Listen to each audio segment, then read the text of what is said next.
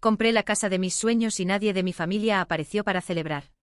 Entonces establecí límites y lo cambié todo. Después de 10 años ahorrando cada centavo, finalmente lo logré. Las llaves de mi propia casa estaban en mis manos, aún calientes del llavero de la inmobiliaria. No era solo una casa, era la materialización de todos los sueños que dibujaba en los márgenes de los cuadernos durante la adolescencia, cuando aún vivía en el apartamento apretado con mi madre y mis 2 hermanos. Caminé por la entrada vacía, mis pasos resonaban en el piso frío. 3 habitaciones, 2 baños, una cocina americana que daba a la sala, y un patio pequeño pero completamente mío. Pasé la mano por las paredes lisas, aún con olor a pintura fresca, y sentí un escalofrío de realización recorrer mi espina. A los 32 años, había logrado lo que muchos decían ser imposible para una mujer soltera, sin ayuda de familia, sin herencia, sin padrino rico. Durante la semana siguiente trabajé como una posesa para dejar todo perfecto para lo que imaginaba sería la celebración más importante de mi vida. Compré muebles básicos, nada muy caro aún, pero funcionales y bonitos. Colgué cortinas que yo misma cosí, coloqué cuadros en las paredes, planté flores en el jardín. Cada detalle era elegido con cariño, cada rincón arreglado con la precisión de quien finalmente tenía un lugar para llamar suyo. El viernes por la tarde llamé a mi familia. Primero a mi madre, después a mis hermanos, a mis tíos, a mis primos. El mensaje era siempre el mismo: lo logré. Compré mi casa. Vamos a celebrar el sábado a las 7 de la noche. La dirección es calle de las Azaleas, 247. La emoción en mi voz era genuina, casi infantil. Quería compartir ese momento con las personas que me vieron luchar, que sabían de cada sacrificio, de cada no que dije a viajes, ropa, restaurantes caros. El sábado llegó soleado y perfecto. Me desperté a las 6 de la mañana, aun siendo fin de semana, demasiado ansiosa para seguir durmiendo. Fui al mercado a comprar ingredientes para hacer la lasaña que mi madre siempre elogiaba, el pan de ajo que mi hermano menor adoraba, la tarta de limón que era tradición en las celebraciones de la familia. Gasté más de lo que debía, pero era un día especial. Merecía ser especial. Pasé todo el día cocinando, limpiando, organizando. Compré globos dorados y plateados, los até en grupos por el patio y en la entrada. Puse una playlist con las canciones que sonaban en los cumpleaños de la familia, ajusté la iluminación, probé el sonido. A las 5 de la tarde, ya estaba todo listo. La mesa puesta para 12 personas, comida suficiente para alimentar a un pequeño ejército, refrescos helados, cerveza en el congelador. A las 6:30, me di un baño rápido y me puse el vestido azul que había comprado especialmente para la ocasión. Me miré en el espejo de mi nuevo cuarto y sonreí. Estaba radiante, realizada, lista para recibir el reconocimiento que sentía merecer después de tantos años de trabajo duro. 7 en punto. Me senté en el porche observando la calle vacía. Algunos vecinos pasaban con sus perros, otros volvían del trabajo o de compromisos del fin de semana. Ningún carro conocido apareció. Ningún familiar bajando en la acera con sonrisas y abrazos. 7:15. Tomé el celular, verifiqué si había algún mensaje. Nada. Llamé a mi madre. Sonó, cayó en el buzón de voz. Intenté con mi hermano mayor. Ocupado. El menor ni siquiera contestó. 7:30. La lasaña comenzó a enfriarse. Los globos se balanceaban suavemente con la brisa de la tarde. Yo continuaba sentada en el porche, la sonrisa poco a poco desvaneciéndose, siendo sustituida por una expresión de confusión, después de preocupación. 8 en punto. Entré a la casa y me serví un plato para mí misma. La comida estaba deliciosa, pero tenía un sabor amargo en la boca que no podía identificar. Era la primera vez que probaba mi propia decepción de forma tan literal. 8:30. Mi celular finalmente vibró. Un mensaje en el grupo de la familia: disculpa, surgió algo aquí. Felicidades por la casa. Después vamos a verla. Leí el mensaje 3 veces. Surgió algo. Como si la compra de mi primera casa fuera algo que pudiera posponerse, reprogramarse, encajarse en una agenda más conveniente. Como si 10 años de mi vida trabajando para ese momento pudieran resumirse en después vamos a verla. 9 en punto. Comencé a recoger la comida. Empacar las sobras. Guardar en el refrigerador platos que fueron hechos para ser compartidos, celebrados, no comidos sola durante los próximos días. Cada movimiento era mecánico, automático, mientras mi mente procesaba lentamente la magnitud de lo que había sucedido. No era solo sobre estar sola en mi fiesta. Era sobre estar sola en el momento más importante de mi vida adulta. Era sobre haber luchado tanto por algo que al final, nadie consideró lo suficientemente importante para interrumpir sus propios planes por algunas horas. 10 en punto. Me senté en mi sofá nuevo en mi sala silenciosa, y lloré. No un llanto dramático, sino lágrimas lentas y persistentes que parecían venir de algún lugar muy profundo dentro de mí. Lloré por la niña que soñaba con esa casa. Lloré por la mujer que trabajó tanto para conseguir las llaves. Y lloré por la verdad dolorosa que se estaba cristalizando en mi mente: tal vez yo no era tan importante para mi familia como ellos eran para mí. Era casi medianoche cuando escuché un golpe en la puerta. Mi corazón dio un salto, tal vez fuera una sorpresa, tal vez todos estuvieran llegando juntos, tal vez hubiera una explicación que hiciera que todo tuviera sentido nuevamente. Corrí a la puerta y la abrí con expectativa. Era mi hermana menor, Carolina, parada en el umbral con una expresión medio culpable, medio irritada. En las manos, una botellita de vino barato que claramente había comprado en la gasolinera de camino. «Hola», dijo pasando junto a mí y entrando sin ser invitada. «Disculpa el retraso. Fue un día lleno». Cerré la puerta lentamente observándola inspeccionar la casa con ojos críticos. Fue directo a la cocina, donde aún había restos de la fiesta que no ocurrió esparcidos por el mostrador. «¿Guau, hiciste todo esto?», preguntó, pero el tono no era de admiración. Era casi de reproche, como si hubiera exagerado, como si tener esperanzas fuera un error de cálculo de mi parte. «Lo hice», respondí, mi voz más baja de lo que pretendía. Carolina abrió la botella de vino sin preguntar, se sirvió en una de las copas que yo había dejado en la mesa puesta. «Mira, no te pongas así. Sabes cómo es la familia. Todo el mundo tiene sus cosas. No es personal». «No es personal», repetí como si estuviera probando el sabor de las palabras. «La compra de mi primera casa no es personal». Ella suspiró de la manera que siempre suspiraba cuando pensaba que yo estaba siendo demasiado dramática. «Estás haciendo una tormenta en un vaso de agua. Es solo una casa». Y fue en ese momento que algo dentro de mí se rompió. No de tristeza, sino de claridad. Una claridad fría y cristalina que cortó a través de años de condescendencia, de minimización, de ser tratada como si mis sueños fueran menos importantes que los problemas cotidianos de todos los demás. «Solo una casa», dije, mi voz ganando una firmeza que no sabía que poseyera. 10 años trabajando 2 empleos. 10 años sin vacaciones. 10 años diciendo no a todo porque estaba juntando dinero. 10 años escuchándolos decir que nunca lo lograría, que estaba soñando demasiado alto. Y ahora que lo logré, es solo una casa. Carolina se detuvo con la copa a medio camino hacia la boca. «Oye, calma. Vine aquí, ¿no? Viniste 11 horas después del horario marcado, con vino de gasolinera, después de que todos ya habían dejado claro que tenían cosas más importantes que hacer». «No necesitas ser así», dijo, pero había algo diferente en mi tono que la hizo retroceder medio paso. «¿Así cómo?». «Así. Amargada. Rencorosa. Conseguiste lo que querías, ¿no? Entonces sé feliz». La miré a mi hermana menor, que siempre fue la más mimada, la que siempre tuvo todo más fácil, la que siempre esperó que yo comprendiera sus fallas mientras nunca reconocía mis esfuerzos. Y me di cuenta de que ella realmente no entendía. No entendía por qué estar sola en el día más importante de mi vida me dolía tanto. Para ella, yo debería estar agradecida por lo que sobraba de la atención de todos. «Tienes razón», dije finalmente. «Conseguí lo que quería. Y parte de lo que quiero ahora es rodearme de personas que piensan que mis victorias valen la pena ser celebradas». El silencio que siguió fue diferente a todos los silencios que habíamos compartido. Era un silencio cargado de cosas no dichas, de décadas de dinámica familiar que estaban siendo cuestionadas por primera vez. Carolina terminó el vino rápidamente y dijo que necesitaba irse. Que tenía trabajo al día siguiente, que el marido estaba esperando, que los niños se despertaban temprano. Siempre había una razón por la cual no podía quedarse, nunca había un momento en que yo fuera suficiente prioridad. Después de que se fue me quedé parada en mi sala, en medio de los restos de la celebración que no ocurrió, y sentí una extraña sensación de alivio. Como si un peso que ni siquiera sabía que cargaba hubiera sido removido de mis hombros. Por primera vez en la vida, ya no necesitaba esperar que ellos me vieran.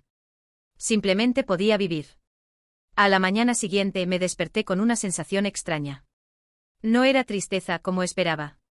Era algo más cercano a la rabia, pero una rabia limpia, enfocada. Hice café en mi nueva cocina, me senté en la mesa que aún estaba arreglada de la fiesta de ayer, y tomé una decisión. Tomé mi celular y abrí la aplicación de la cámara. Tomé fotos de cada habitación de la casa. La sala con los muebles que había elegido uno por uno. La cocina donde pasé horas cocinando para personas que no aparecieron. El patio que había plantado con mis propias manos. Cada foto era una prueba, un registro de lo que había conquistado sola. Publiqué en mi Instagram una secuencia de las fotos con un texto simple: mi casa. Comprada con mi sudor. Celebrada conmigo misma, ya que aparentemente soy la única persona que piensa que esto es importante. No esperaba mucho. Mi cuenta era pequeña, principalmente colegas de trabajo y algunos amigos distantes. Pero en pocas horas, los me gusta comenzaron a llegar. Comentarios de personas que apenas conocía, felicitándome, preguntando detalles, compartiendo sus propias historias de conquistas solitarias. Una colega de la oficina comentó: chica, qué orgullo. Si tu familia no puede ver el valor de esto, es su problema. Eres pura inspiración. Otra persona escribió: pasé por lo mismo cuando abrí mi negocio. Familia es quien te apoya, no necesariamente quien comparte tu ADN. Con cada comentario sentía una validación que no recibí de las personas de quienes debería haberla recibido. Extraños en Internet estaban celebrando conmigo de una forma que mi propia familia no pudo. Durante la semana, me sumergí en el trabajo con una energía diferente. Ya no era la energía desesperada de quien necesita probar algo, sino la confianza serena de quien ya lo probó. Mis colegas notaron el cambio. Estás diferente, dijo Mariana, del escritorio al lado. Más fuerte. Estoy viviendo en mi propia casa, respondí, y aunque lo decía por milésima vez, las palabras aún tenían sabor a victoria. El jueves, mi madre llamó. Su voz tenía ese tono controlado que usaba cuando quería regañar, pero estaba intentando ser diplomática. Hija, vi tu publicación en Instagram. ¿Ah, la viste? No se lo hagas fácil, pensé.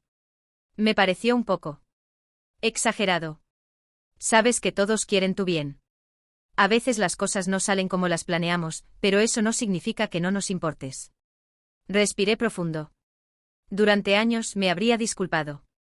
Habría minimizado mi propio dolor para hacer que ella se sintiera mejor. Habría encontrado justificaciones para su negligencia. Mamá, dije calmadamente, trabajé 10 años para comprar esta casa. Invité a toda la familia a celebrar conmigo. Literalmente nadie apareció. Y cuando expreso mi decepción, ustedes piensan que yo soy la que está exagerando. Pero hija. No, mamá. Déjame terminar. Ustedes siempre tienen una excusa. Siempre tienen algo más importante. Y yo siempre acepto, siempre comprendo, siempre pongo las necesidades de ustedes antes que las mías. Pero esta vez no. El silencio del otro lado de la línea era denso. Mi madre no estaba acostumbrada a esta versión de mí. Estás dolida, lo entiendo. Pero esta actitud no va a resolver nada. ¿Qué actitud? ¿La actitud de finalmente valorarme? La actitud de lavar ropa sucia en Internet. De hacer drama público. Y ahí estaba. La cuestión no era que ellos me habían decepcionado. La cuestión era que yo había hecho público que me decepcionaron. La cuestión era que yo había dejado de proteger su imagen a costa de mi propia dignidad. No es drama, mamá. Es la verdad. Y si la verdad es vergonzosa para ustedes, tal vez deberían reflexionar sobre por qué. Colgué el teléfono antes de que ella pudiera responder. Mis manos temblaban ligeramente, pero no de miedo. Era adrenalina pura.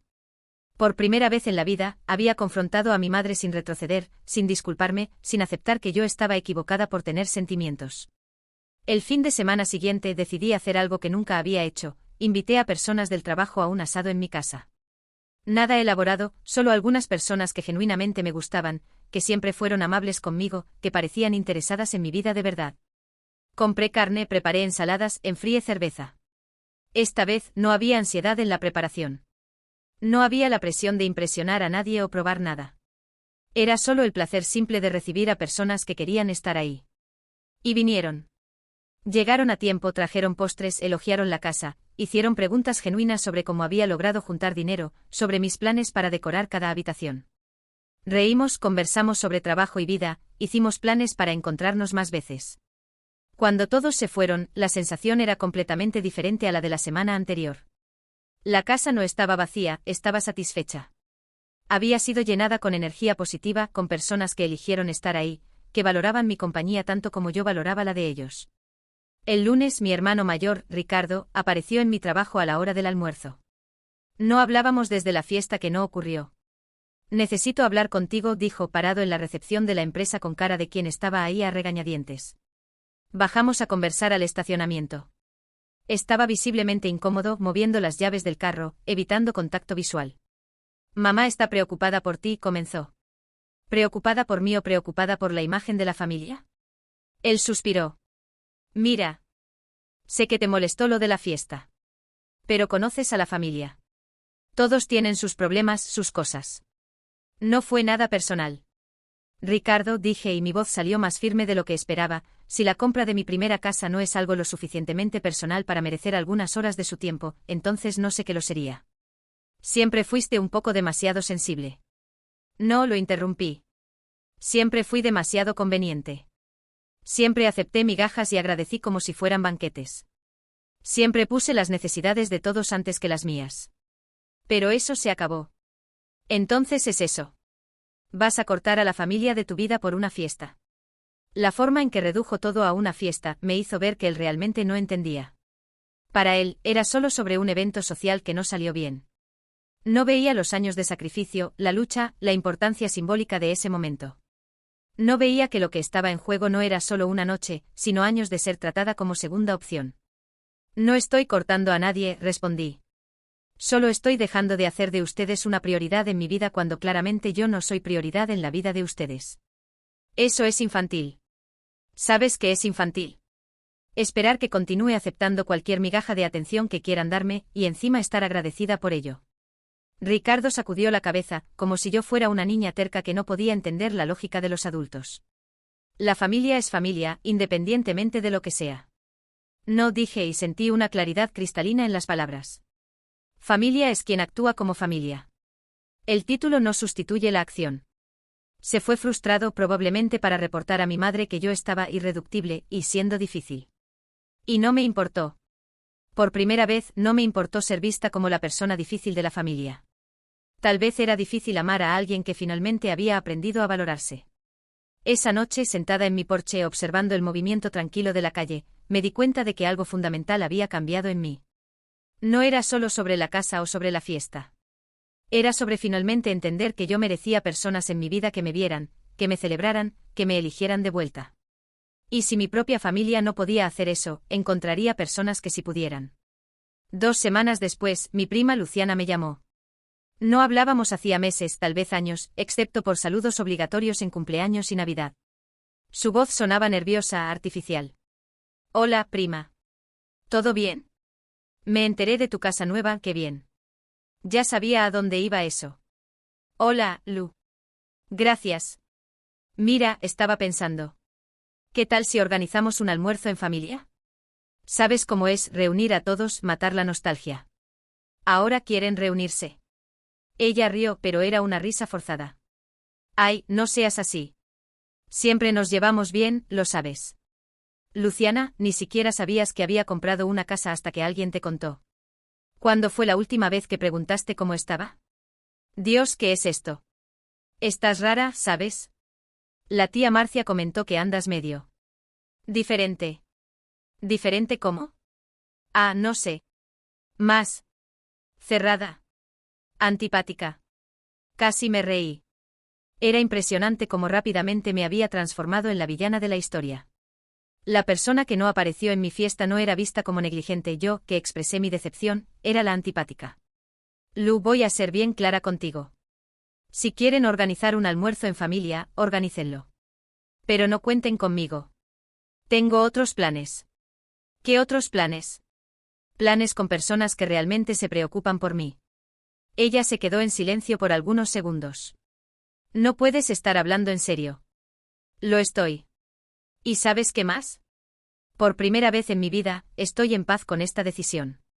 Colgué antes de que pudiera argumentar.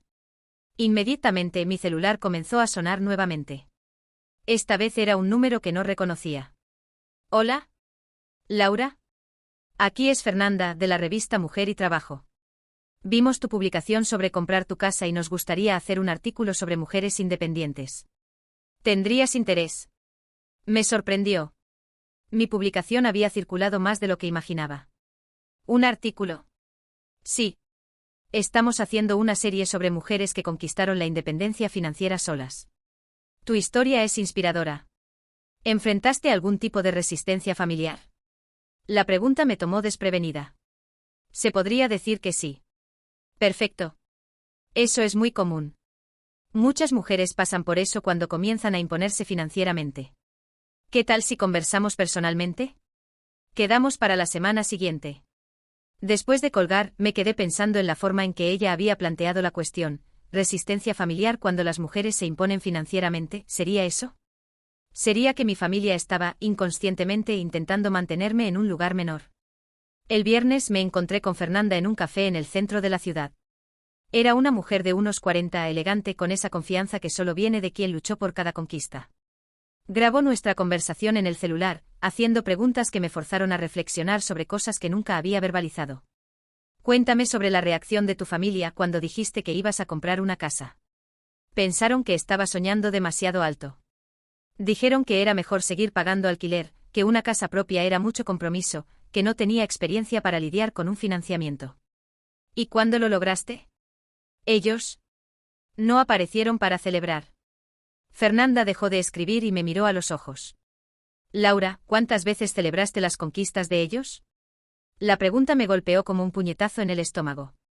Comencé a contar mentalmente el ascenso de mi hermano en el banco, el matrimonio de mi hermana, la graduación de mi primo, la apertura del salón de mi tía. Siempre estuve ahí. Siempre presente, siempre celebrando, siempre apoyando. Siempre, respondí bajito. ¿Y cuántas veces ellos celebraron las tuyas? Me quedé en silencio. Porque la respuesta era obvia y dolorosa. Nunca, admití. Fernanda asintió con comprensión. Es un patrón muy común. Algunas familias tienen dificultad cuando un miembro, especialmente una mujer, conquista independencia real. Puede ser amenazante para la dinámica establecida. Salí de ese encuentro con una perspectiva completamente nueva sobre mi situación. No era solo sobre una fiesta o sobre ingratitud. Era sobre poder, sobre control, sobre el lugar que siempre ocupé en la familia como la que daba soporte, no la que lo recibía. El domingo estaba regando las plantas de mi jardín cuando un carro se detuvo frente a casa. Era mi padre. Bajó lentamente con esa manera medio vacilante que tenía cuando no sabía cómo abordar un asunto. Hola, hija. Hola, papá. Se quedó parado en el portón, como si esperara ser invitado a entrar. Cuando se dio cuenta de que la invitación no vendría automáticamente, carraspeó. ¿Puedo entrar? Quería hablar contigo. Abrí el portón, pero no demostré entusiasmo. Entró y se quedó mirando alrededor, visiblemente impresionado. ¡Guau! Quedó bonita la casa. Gracias. Caminamos hasta el porche. Ofrecí agua, que aceptó. Nos quedamos sentados en silencio por algunos minutos antes de que hablara. ¿Tu madre está preocupada? Por supuesto que lo estaba. ¿Preocupada por qué? Por ti. Por esta situación. Ella piensa que estás exagerando. Papá, ¿usted piensa que estoy exagerando? Él suspiró pasando la mano por el cabello grisáceo. Mira, hija. Sé que esperaban que fuéramos a la fiesta. Y sé que eso fue importante para ti. ¿Lo fue? Sí, lo fue. Sé que trabajaste mucho para conseguir esta casa. Muchísimo. Sentí una punzada de esperanza. Tal vez él realmente entendía. Pero también necesitas entender que la vida no se detiene para nadie. Yo tenía un problema en el trabajo ese día, tu madre tenía dolor de cabeza, Ricardo tenía compromiso con los niños. Y ahí iba. La misma letanía de siempre. Siempre había una justificación, siempre había algo más urgente, más importante. Papá, lo interrumpí, ¿se acuerda cuando Ricardo compró su carro? Se quedó confundido con el cambio de tema. Me acuerdo. ¿Recuerda que organizaron un asado para celebrar? Que toda la familia fue. ¿Que se quedaron hasta tarde celebrando? Sí, pero...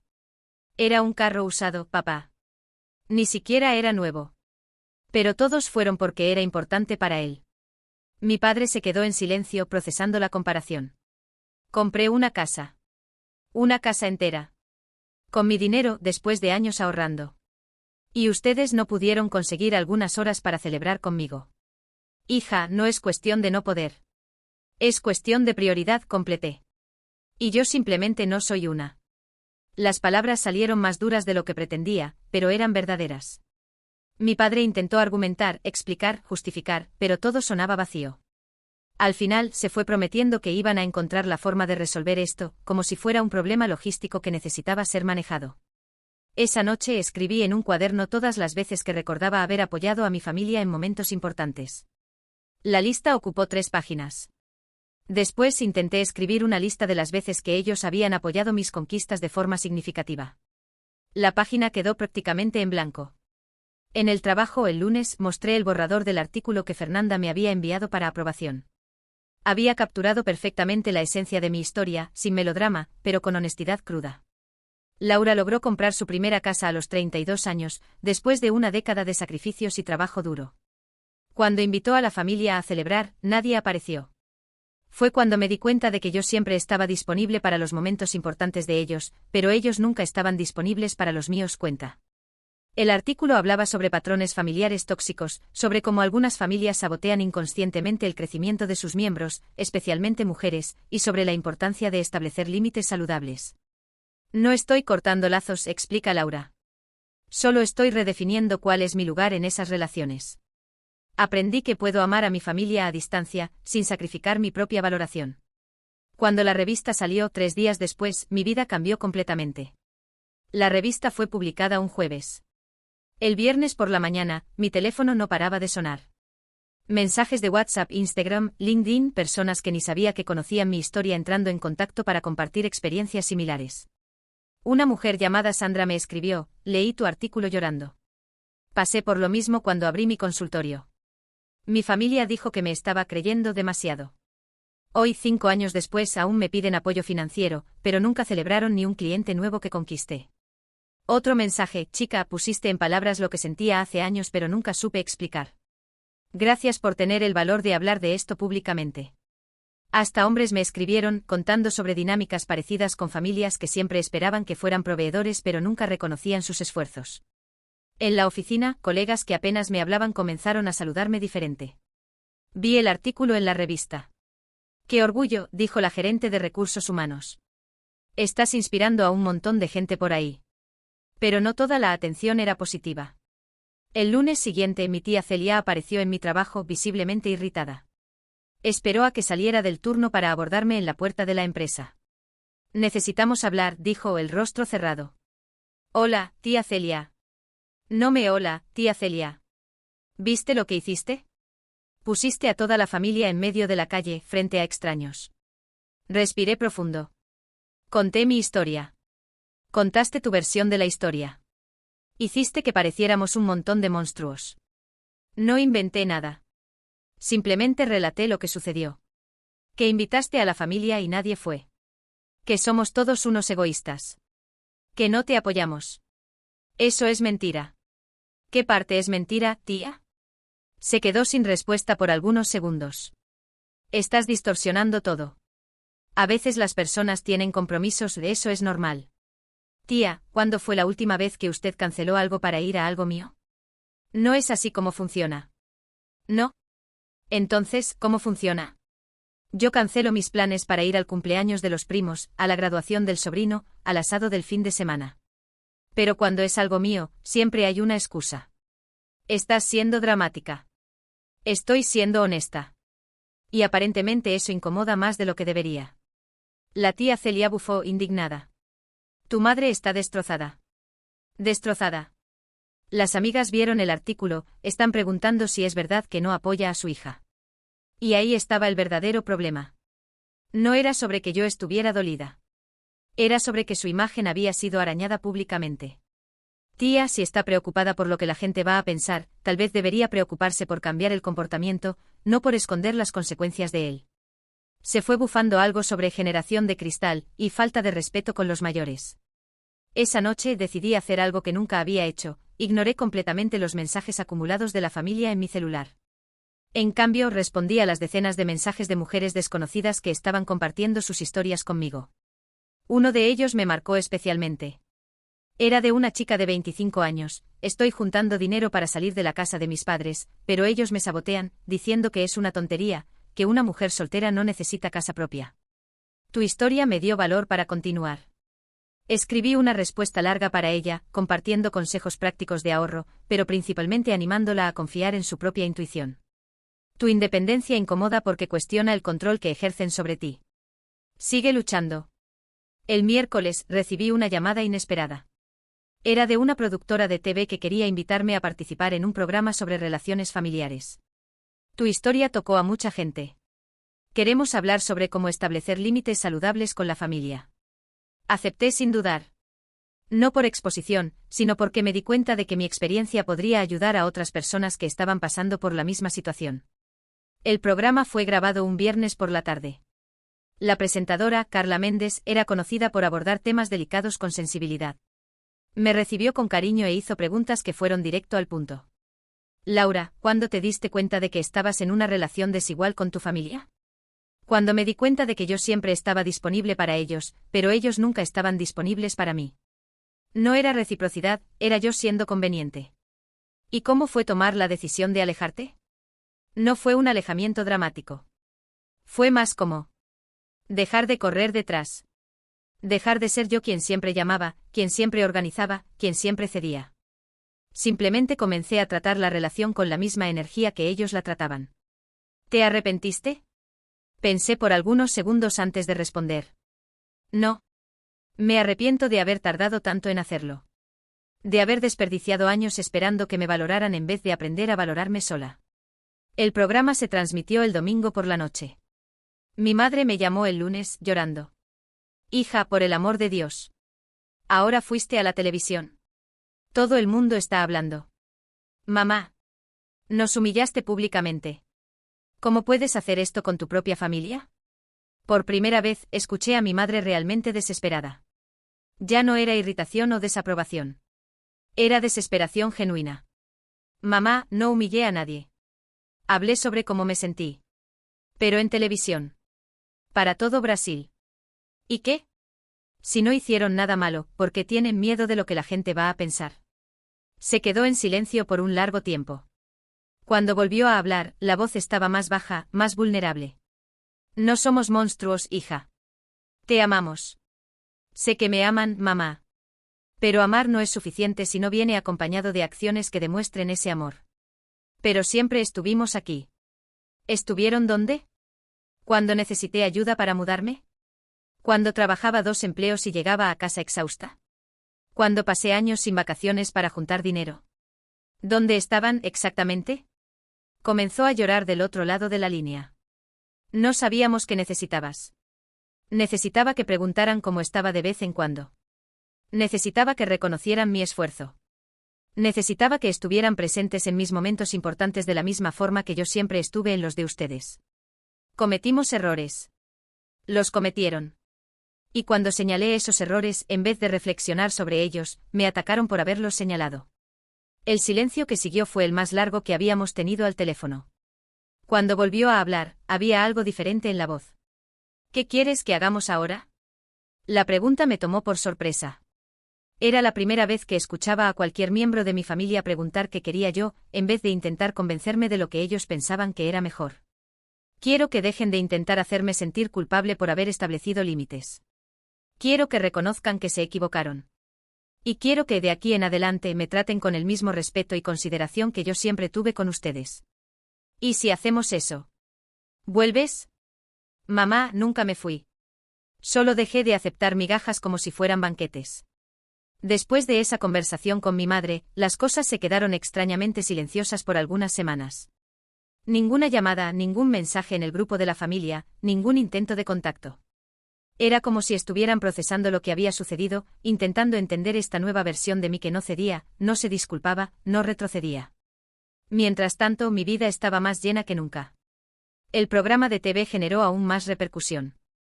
Recibí invitaciones para dar charlas en empresas sobre empoderamiento femenino e independencia financiera. Una editorial se puso en contacto queriendo que escribiera un libro sobre mi experiencia. No es solo tu historia, explicó la editora, Marina, durante nuestro almuerzo. Es la historia de miles de mujeres que se identifican con tu jornada. Diste voz a algo que muchas sentían pero no sabían expresar. La idea de escribir un libro me asustaba y me emocionaba al mismo tiempo. No soy escritora. Eres una narradora honesta. Y eso es mucho más valioso que la técnica literaria. Comencé a bosquejar el libro en las noches y fines de semana. Cada capítulo era una reflexión sobre diferentes aspectos de mi jornada: la decisión de comprar la casa, el proceso de ahorro, la fiesta que no ocurrió, el despertar a los patrones familiares tóxicos, la construcción de límites saludables. Escribir era terapéutico. Cada palabra en el papel era como organizar pensamientos que estaban confusos en mi cabeza hacía años. Me di cuenta de cuántas veces había normalizado comportamientos que en realidad no eran normales. Cuántas veces me había convencido de que yo era la que estaba siendo demasiado sensible. Un mes después de nuestra última conversación, mi hermana Carolina apareció en mi casa un sábado por la mañana. Esta vez no había la postura defensiva de antes. Se veía cansada, vulnerable. ¿Puedo entrar?, preguntó sin aquella antigua presunción de que sería automáticamente bienvenida.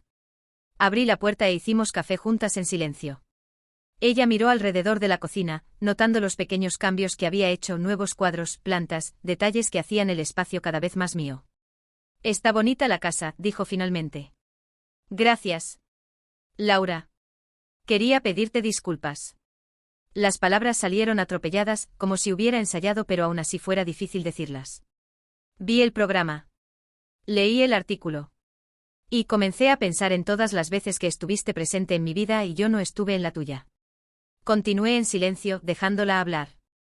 Cuando me casé, organizaste mi despedida de soltera. Cuando nacieron las niñas, fuiste la primera en llegar al hospital. Cuando me separé, me dejaste quedarme en tu casa por 2 semanas. Su voz comenzó a temblar. Y cuando compraste tu casa, ni siquiera pude salir de casa para darte un abrazo. Lágrimas bajaron por su rostro. Sentí una mezcla de alivio y dolor. Alivio porque finalmente alguien estaba viendo, estaba reconociendo. Dolor porque había tardado tanto tiempo. Carol. No, déjame terminar. Pasé toda la vida pensando que eras demasiado fuerte. Demasiado independiente. Como si no necesitaras lo que el resto de nosotros necesitábamos. Como si el apoyo fuera un desperdicio en ti. ¿Y ahora? Ahora me doy cuenta de que sí necesitabas. Y que fuimos cobardes. Fue más fácil aprovecharse de tu fuerza que reconocer que tú también eras vulnerable. Nos quedamos sentadas en silencio por algunos minutos, procesando la honestidad cruda de ese momento. ¿Qué quieres de mí ahora?, pregunté. Quiero intentarlo de nuevo. Quiero ser la hermana que merecías haber tenido todos estos años. ¿Y si es demasiado tarde? Me miró a los ojos por primera vez desde que llegó. Entonces lo aceptaré. Pero quería al menos intentarlo. No fue una reconciliación hollywoodense. No nos abrazamos llorando ni prometimos que todo volvería a ser como antes. Pero fue un comienzo. Un reconocimiento. Una semilla de posibilidad. 2 semanas después, recibí un mensaje en Instagram que me llamó la atención. Era de una mujer de 45 años, llamada Victoria. Laura, tu historia salvó mi matrimonio. No de la forma que puedes imaginar. Mi esposo leyó sobre ti y me preguntó si yo me sentía como tú te sentías con tu familia. Por primera vez en 20 años de matrimonio, pude hablar sobre cómo me sentía invisible, como él solo me buscaba cuando necesitaba algo. Estamos en terapia ahora. Mensajes como ese llegaban todos los días. Mujeres contando cómo mi historia les había dado valor para cuestionar relaciones desiguales, para establecer límites, para valorarse. Una empresa de cosméticos me contactó para ser portavoz de una campaña sobre autoestima. Representas algo que nuestra marca quiere apoyar: mujeres que se valoran independientemente de la validación externa. Era surreal cómo mi decisión de simplemente dejar de aceptar migajas se había transformado en algo tan grande. En medio de todo este movimiento, mi madre apareció en mi casa un jueves por la noche. No había llamado antes. No había avisado. Simplemente tocó el timbre alrededor de las 8 de la noche. Cuando abrí la puerta, estaba parada ahí con una expresión que nunca había visto antes. No era irritación, no era desaprobación. Era algo que me tomó algunos segundos identificar: era humildad. Hija, ¿puedo entrar? Necesito hablar contigo. Entró lentamente, mirando alrededor como si estuviera viendo la casa por primera vez. Técnicamente era la primera vez que entraba ahí sin ser para criticar algo o intentar convencerme de algo. Nos sentamos en la sala. Se quedó algunos minutos en silencio, claramente organizando los pensamientos. Vi todas tus entrevistas, comenzó. Leí el artículo unas 10 veces. Y conversé mucho con tu padre sobre todo esto. Esperé. Laura, necesito pedirte perdón. Las palabras salieron simples, directas, sin rodeos. Era la primera vez en la vida que escuchaba a mi madre disculparse conmigo de forma genuina. Perdón por haberte tratado como si fueras prescindible. Por haber pensado que tu fuerza significaba que no necesitabas cariño, reconocimiento, apoyo. Paró, respiró profundo. Perdón por haberte enseñado que debías siempre dar, siempre apoyar, siempre estar disponible, pero nunca esperar lo mismo a cambio. Sentí un nudo en la garganta. Y perdón por haberte atacado cuando finalmente tuviste el valor de decir que eso no estaba bien. El silencio que siguió era diferente a todos los otros. Era un silencio de reconocimiento, de verdad siendo dicha y recibida. Mamá. No, déjame terminar. Sé que te lastimamos. Sé que no hay forma de volver atrás y hacer las cosas bien desde el principio. Pero si me dejas, quisiera intentar hacerlo diferente de aquí en adelante. Por primera vez en meses sentí ganas de llorar. No de tristeza o rabia, sino de alivio. Del alivio de finalmente ser vista, ser reconocida, ser valorada por la persona cuya aprobación siempre busqué. ¿Qué significa eso en la práctica?, pregunté. Significa que quiero estar presente de verdad. Quiero conocer tu vida, tus planes, tus conquistas. Quiero celebrar contigo, no solo esperar que tú celebres con nosotros. Vaciló antes de continuar. Y significa que entiendo si no puedes confiar en mí de nuevo inmediatamente. Sé que voy a tener que probar que cambié, no solo decir que cambié. Miré a mi madre, realmente miré, y vi a una mujer de 58 años que estaba intentando aprender algo nuevo sobre relaciones, sobre respeto, sobre amor. No era fácil para ella estar ahí, admitiendo errores, pidiendo una segunda oportunidad. Está bien, dije finalmente. Podemos intentarlo. Y por primera vez en mucho tiempo, el abrazo que me dio no parecía obligatorio o performático. Parecía genuino. 6 meses después de esa conversación con mi madre, las cosas habían cambiado de formas que jamás imaginé posibles. No fue una transformación mágica, fue lenta, gradual, construida día tras día con pequeñas acciones que probaban que las palabras no eran solo palabras. Mi madre comenzó a llamarme una vez por semana, no para exigir visitas o dar consejos no solicitados, sino para preguntar genuinamente cómo estaba. Se interesaba por los detalles de mi nueva carrera como conferencista, preguntaba sobre el avance del libro, elogiaba los cambios que hacía en la casa. Carolina también mantuvo su palabra. Comenzó a incluirme en sus planes de forma natural, no como obligación familiar. Llevó a las niñas a conocer mi casa, y por primera vez las niñas me veían no como la tía que siempre estaba ahí, sino como la tía que tiene una casa linda y sale en la TV. Ricardo tardó más, pero eventualmente apareció un domingo por la mañana con herramientas y se ofreció a ayudar a instalar un estante que estaba luchando por armar sola. No conversamos sobre el pasado, simplemente trabajamos juntos, y al final tomamos una cerveza en el porche mientras él admiraba el jardín que había cultivado. Mi padre fue el más consistente en el cambio. Comenzó a aparecer de vez en cuando, siempre respetando el hecho de que ahora necesitaba ser invitado en vez de simplemente asumir que era bienvenido. Ayudó a pintar el muro del patio e instaló una luminaria externa, pequeños gestos que decían te apoyo sin necesidad de palabras grandes.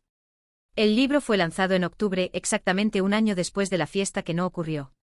Hice cuestión de programar el lanzamiento el mismo día, una forma simbólica de transformar esa fecha de decepción en celebración. Esta vez organicé el evento en una librería en el centro de la ciudad. No era una fiesta familiar íntima, era un evento público profesional.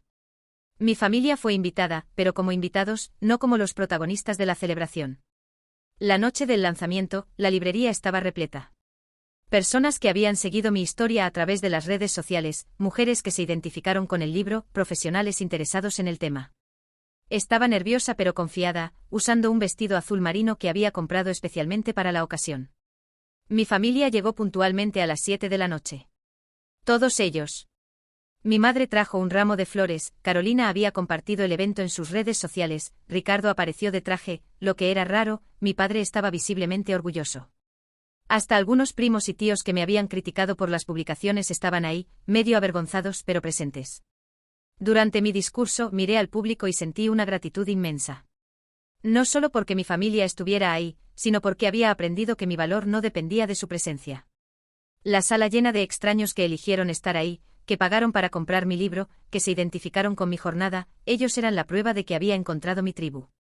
Este libro no es sobre venganza, dije durante la presentación. Es sobre autoconocimiento. Es sobre aprender que podemos amar a nuestra familia sin anularnos. Que podemos establecer límites sin construir muros. Y que a veces para enseñar a las personas cómo tratarnos, primero necesitamos mostrarles cómo no tratarnos. Después de la presentación, durante la sesión de autógrafos, se formó una fila enorme. Personas compartían sus historias, algunas lloraban, otras me agradecían por haber puesto en palabras lo que sentían. Pero fue durante esa sesión que algo inesperado sucedió. Luciana, mi prima que había intentado convencerme de participar del almuerzo de reconciliación meses atrás, apareció en la fila. Había cambiado el look, cabello más corto, ropa más moderna. Cuando llegó su turno, no pidió autógrafo inmediatamente. Laura, ¿puedo hablar contigo en privado después? Acepté curiosa. Cuando el evento terminó y la librería comenzó a vaciarse, Luciana se acercó nuevamente. Mi familia ya se había ido, después de felicitarme genuinamente y decir que estaban orgullosos.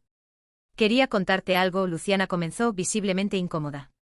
¿Recuerdas ese grupo de la familia en WhatsApp? ¿Ese en el que no estabas? ¿Cómo podría olvidarlo? Era el grupo donde habían planeado sabotearme. Lo recuerdo.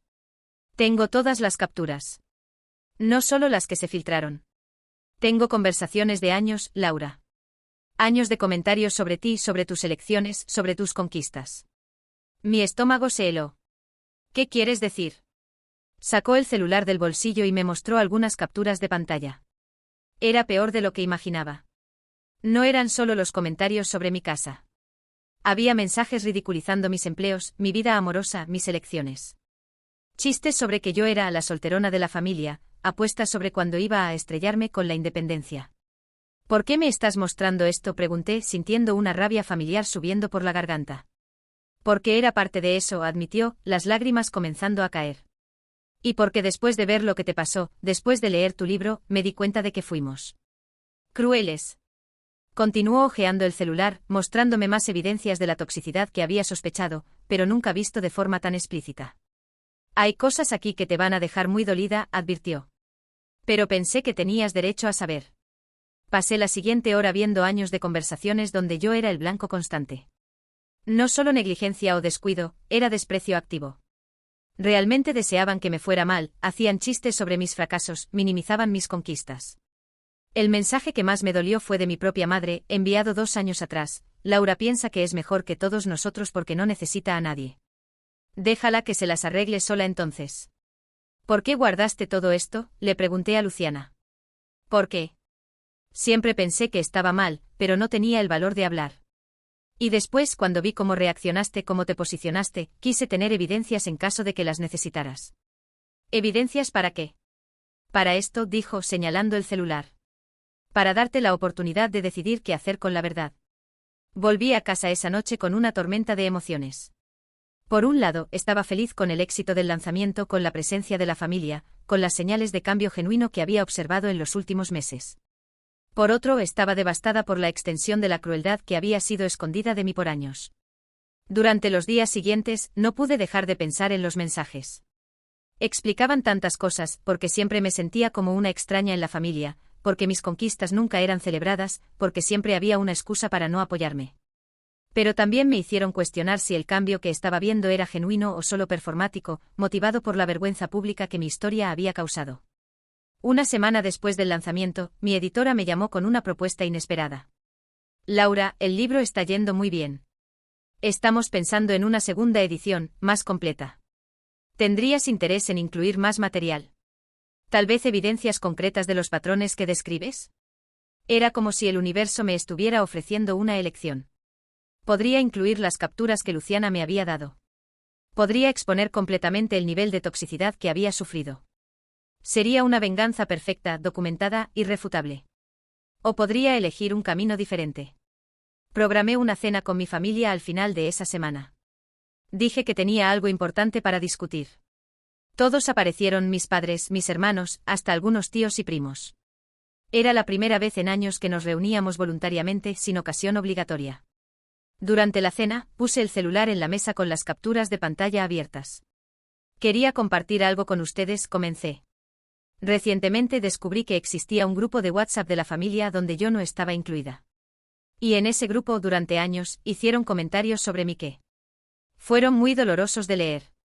El silencio fue instantáneo y pesado. Varias personas miraron hacia abajo, otras intercambiaron miradas incómodas. Tengo todas las evidencias aquí, continué, tocando la pantalla del celular. Años de conversaciones. Comentarios sobre mi vida, chistes sobre mis elecciones, apuestas sobre cuándo iba a fracasar. Mi madre se puso pálida. Hija. No, déjame terminar. Descubrí esto hace una semana. Y desde entonces he estado pensando sobre qué hacer con esta información. Mostré algunas de las capturas menos agresivas, lo suficiente para que entendieran la extensión de lo que había descubierto, pero no lo suficiente para humillarlos completamente. La primera reacción que tuve fue de rabia. Ganas de exponer todo públicamente, de mostrarle al mundo entero el tipo de familia que realmente eran detrás de las apariencias. Varias personas estaban llorando ahora. Carolina escondió el rostro entre las manos. Pero entonces me di cuenta de algo. Ya no quiero ser la persona que carga veneno. Ya no quiero ser definida por su crueldad o por mi reacción a ella. Tomé el celular y, frente a todos, borré las fotos. Estoy borrando estas evidencias porque elijo creer que los cambios que he visto en los últimos meses son genuinos. Elijo creer que realmente aprendieron algo con todo lo que pasó. El silencio ahora era diferente. Era pesado, pero no hostil. Pero quiero dejar clara una cosa, esta es la última vez que voy a elegir protegerlos de las consecuencias de sus acciones. Si descubro que volvieron a los viejos patrones, si percibo que este cambio fue solo para salvar las apariencias, no habrá segunda oportunidad. Mi padre fue el primero en hablar, la voz embargada. Hija, nosotros. No tenemos cómo disculparnos por lo que hicimos. No tenemos justificación. No la tienen, concordé. Pero tienen la oportunidad de hacerlo diferente de aquí en adelante. Mi madre se levantó de la silla y vino a abrazarme, llorando. Gracias por darnos esta oportunidad. Gracias por ser mejor persona de lo que merecemos. No estoy siendo mejor persona por ustedes, respondí, correspondiendo el abrazo. Estoy siendo mejor persona por mí. En los meses que siguieron, observé a mi familia con atención renovada. No una atención ansiosa, esperando ser decepcionada, sino una atención consciente, evaluando si los cambios eran superficiales o profundos. Y fueron profundos.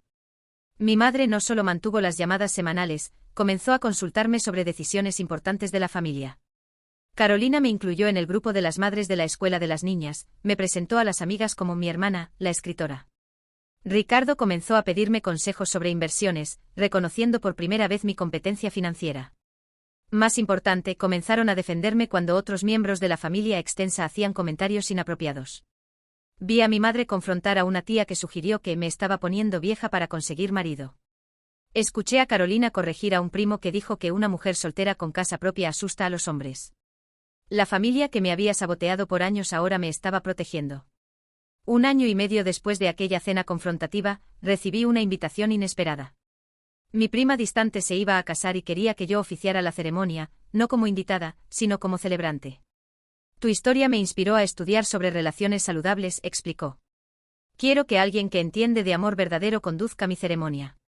El día del matrimonio, mientras hablaba sobre compromiso, respeto y reciprocidad para una pareja que se miraba con adoración genuina, me di cuenta de que había llegado a un lugar que nunca imaginé posible, un lugar donde mi dolor se transformó en sabiduría, donde mi experiencia se convirtió en regalo para otros.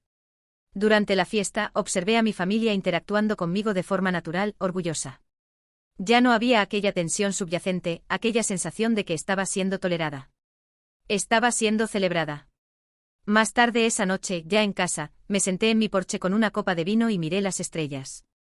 La casa que había comprado sola, que celebré sola. Que me costó tanto conquistar, estaba ahora llena de memorias buenas.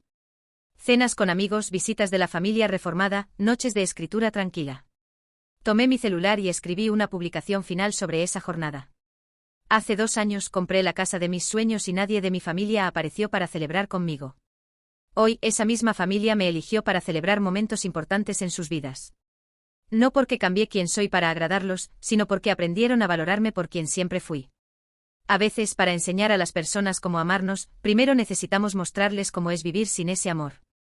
A veces, la mayor venganza no es destruir a quien nos lastimó, sino darles la oportunidad de convertirse en mejores personas. Y a veces, cuando finalmente dejamos de rogar por migajas, descubrimos que merecíamos el banquete completo todo el tiempo. Para quien está pasando por algo similar, no tengan miedo de establecer límites. No tengan miedo de valorarse. Y no tengan miedo de dar una segunda oportunidad a quien realmente cambió, pero solo después de que probaron que cambiaron. Merecen ser amados de la forma en que aman. Merecen ser celebrados. Y si alguien en sus vidas no puede hacer eso, el problema no son ustedes. El problema nunca fueron ustedes. Publiqué el mensaje y apagué el teléfono. Mañana habría más comentarios, más mensajes, más personas compartiendo sus historias. Pero esa noche simplemente quería quedarme en silencio en mi casa, en la vida que había construido con mis propias manos, rodeada no solo por las paredes que había pintado, sino por el amor que había aprendido a exigir y a recibir. La venganza había sido dejar que se convirtieran en dignos de mí nuevamente. Y descubrir que siempre fui digna de ser amada, con o sin ellos.